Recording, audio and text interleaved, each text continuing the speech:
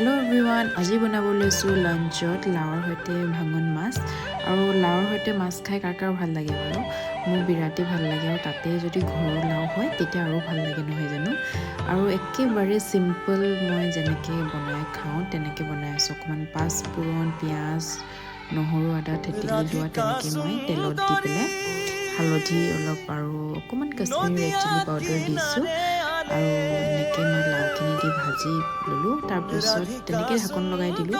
যেহেতু লাওৰ নিজে পানী ওলাই তো পানী ওলোৱাৰ পিছত মই আৰু অকমান পানী অকমান দি এনেকৈ বস্তু লাওটো সিজাই ল'ম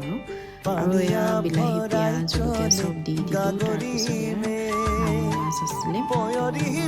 দুজনী খাম কাৰণে দুজনী দিছো আৰু এনেদৰে আজি মই লাঞ্চটো কৰিলো আশা কৰিছো আপুনি ভিডিঅ'টো চাই ভাল পাব আজিলৈ আহিছো তেন্তে বাই বাই